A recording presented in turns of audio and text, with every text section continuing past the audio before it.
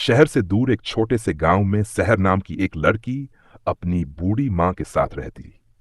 वह दोनों ही एक दूसरे का सहारा थी। सहर का बाप उसके बचपन में ही वफात पा गया था। सहर की मां बुढ़ापे की वजह से अक्सर बीमार रहती। सहर सुबह सवेरे उठती, घर के काम करती और बकरियां लेकर इन्हें चराने के लिए जंगल की तरफ ले जाती। पूरा दिन बकरियां चराते हुए वह बस एक ही बात सोचती कि एक दिन उसकी जिंदगी में एक शहजादा आएगा, उसके शहजादे से शादी हो जाएगी और उसकी जिंदगी की सारी मुश्किलें खत्म हो जाएंगी। उसने अपनी इस ख्वाहिश के लिए कई मिन्नतें मांग रखी थीं। वह हर वक्त शहजादे के ख्वाबों में खोई रहती। एक दिन वह जंगल में बकरियां चरा रही थी। उसकी मुलाकात एक बूढ़े आदमी से हुई जो उसकी तरह बकरियां चरा रहा था। उस बूढ़े के गांवों के बारे में कई पुराने किस्से सुनाए। इन्हीं किस्सों में उसने शहर को बताया कि उसके गांव में एक कुआं है, जिसके बारे में एक राज है जो सिर्फ पुराने लोगों को ही पता है। शहर के पूछने पर बूढ़े आदमी ने बताया कि पुराने वक्तों में ये बात मशहूर थी कि जो भी शख्स रात को अपनी मुराद दिल में लिए हुए उस कुएं में एक सिक्का फेंकता है, उसकी वह मुराद पूरी हो जाती है। उन्होंने शहर से कहा, बेटा, इस बात को राज रखना वरना किसी मुसीबत में पड़ जाओगी। शहर ने उनसे वादा किया कि वह किसी को नहीं बताएगी। शहर दिल ही दिल में बहुत खुश हो रही थी कि अब उसकी मुराद जल्द ही पूरी हो जाएगी। वह खुशी खुशी शाम को बकरियां लेकर घर को रवाना हुई। शाम को उसने खाना बनाया। उसकी मां और उसने मिलकर खाना खाया। फिर वह मां के सोने के इंतजार में थी। जैसे ही उसे लगा कि उसकी मां सो गई है, वह हाथ में एक सिक्का दबाए घर से निकली और पुराने की तरफ चल पड़ी। आधी रात को अंधेरे में वह अकेली गांव की गलियों से गुजर रही थी। कुछ देर बाद वह कुएं के पास पहुंची जहां दिन को भी नहीं जाता था। वह उस जरात के वक्त खड़ी थी। वह अपनी मुराद पूरी करने के लिए कुछ भी करने को तैयार थी। उसने दिल में अपनी मुराद सोची और हाथ में दबाया हुआ सिक्का कुएं में फेंक दिया। सिक्के के कुएं में गिरने से आवाज पूरी फिजा में फैल गई। शहर कुएं के पास खड़ी उस आवाज को सुन रही उसका दिल घबराया। उसने अपने पास किसी को महसूस किया। उसे लगा जैसे कोई उसके बहुत करीब हो। वह डर के मारे वहां से फौरन भागी। वह तेजी से चलते हुए घर की तरफ बढ़ी, मगर रास्ते में उसे यह महसूस होता रहा जैसे कोई उसके साथ साथ चल रहा हो। उसे किसी के दमों की आहट सुनाई देती रही। बड़ी मुश्किलों से वह घबराई हुई घर पहुंची। उसके चेहरे पर पसीना था और डर के मारे ऐसा लग रहा था जैसे वह कहां पर ही हो। उसने जल्दी से चादर ओढ़ी और मां के करीब होकर सो गई। काफी देर सोने की कोशिशों के बाद बड़ी मुश्किल से उसे नींद आई। रोजाना की तरह वह सुबह सवेरे उठी। रात वाले वाकये से वह भी परेशान थी। उसने वुजू किया।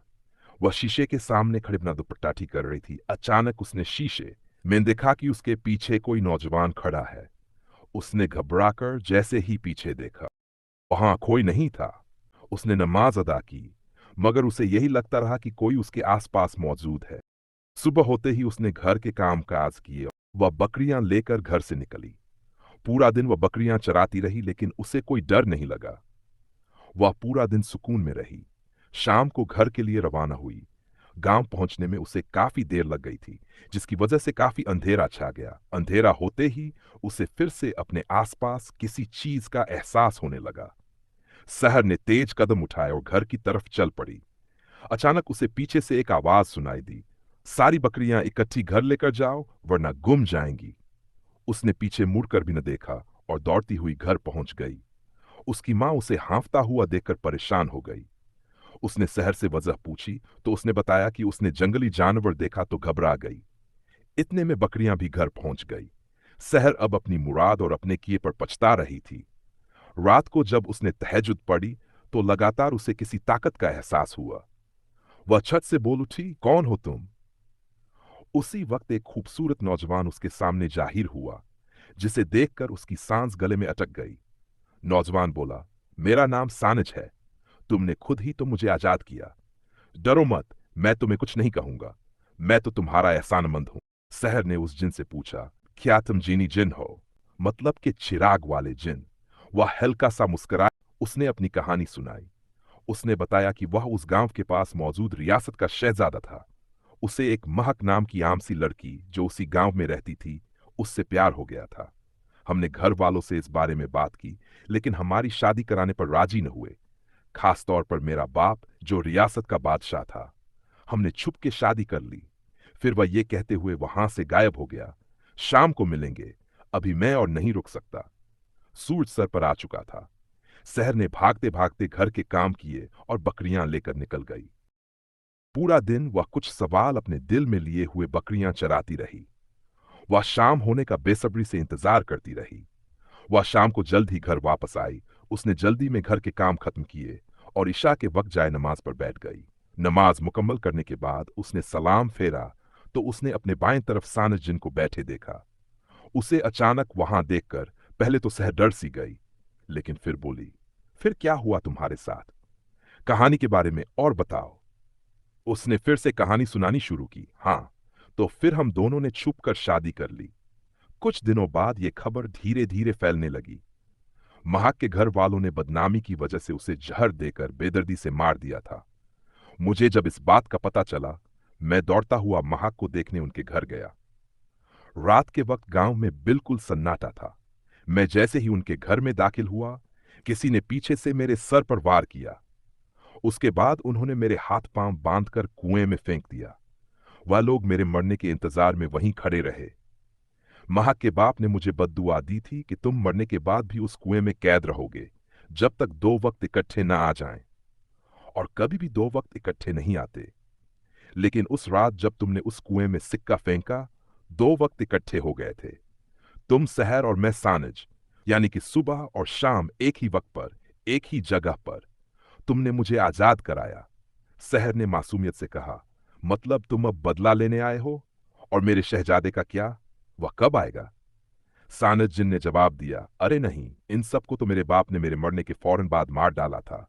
और तुम्हारा शहजादा भी अपने वक्त पर आ जाएगा। दुआएं कबूल हो जाती हैं, लेकिन सही वक्त पर। उस दिन से सहर और सानज आपस में दोस्त बन गए। सानज हर काम में सहर की मदद करता। सहर की जिंदगी की सारी मुश्किलें खत्म हो गई थीं। वह पूरा दिन बकरियां चराते हुए सानज से बातें करती और खुश रहने लगी। मगर सहर को इस बात का अंदाजा ही न हुआ कि उसे जिन से मोहब्बत हो गई थी। एक दिन उसने प्यार से सानज जिन से पूछा कि क्या तुम्हारी कोई ऐसी मुराद है जो तुम अभी भी पूरी करना चाहते हो? सानज ने उसकी तरफ देखा और बोला, हां, एक ख्वाहिश अभी भी है, लेकिन वह पूरी होना मुश्किल या नामुमकिन है। सहर झट से बोली, ऐसी भी क्या मुराद है जो पूरी न हो सके? क्या जिन होकर अब किसी इंसान से शादी करने का इरादा है? सानज जिन हल्का सा मुस्कुराया और बोला, अरे नहीं, मुझे एक ही बार मोहब्बत हुई थी और अब दोबारा उसी का एक दिन वह चाहता हूं। ये सुनते ही सहर के चेहरे से मुस्कान गायब हो गई थी। उसके चेहरे पर एक उदासी सी छा गई थी। सानज जिन बोला, तुम चाहो तो मुझे महक दोबारा मिल सकती है। सहर ने हैरानी से पूछा, मैं कैसे मिलवा सकती हूं? जिन बोला, मैं नहीं जानता कि महक की कब्र कहां है। उसके घर वालों ने उसे कहां दफनाया था। अगर तुम ये पता लगा दो कि उसकी कब्र कहां है, तो मैं महक से दोबारा मिल सकता हूं। क्या तुम मेरी मदद करोगी?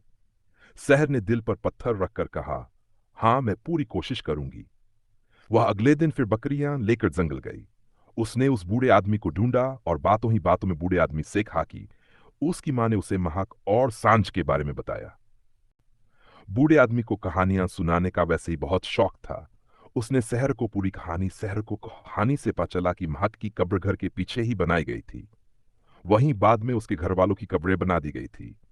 वह शाम को घड़ी और रात के अंधेरे में गांव के पुराने कब्रिस्तान गई, जहां सिर्फ कुछ एक कब्रें थीं। उसने सब कब्रों पर नाम पढ़े। उसे कहीं भी महक का नाम न मिला। उसने वहां देखा कि एक कब्र ऐसी थी जिस पर कोई नाम नहीं लिखा था। वह उस कब्र के पास खड़ी उसे देख रही थी कि एक बूढ़ी औरत वहां से गुजर रही थी। उसने कहा, अरे बेटा, यहां मत खड़ी हो। ये लड़की अपना पूरा खानदान खा गई। तुम यहां से चली जाओ, वरना उसका साया पड़ जाएगा। वह ये सब सुनकर समझ गई थी कि यह कब्र महक की है। वह घर वापस लौटी। सानद जिन ने उससे पूछा, कुछ पता चला? वह बिना कुछ बोले चुपचाप वहां से कमरे में चली गई। सारी रात वह ये सोचकर रोती रही कि अगर उसने सानज को महक के बारे में बता दिया तो उसकी मोहब्बत उसे छिन जाएगी। वह फिर से अकेली रह जाएगी। सुबह उठकर उसने तहज्जुद की नमाज अदा की। सानज उसके पास बैठा था। सहर ने रोते हुए दुआ मांगी।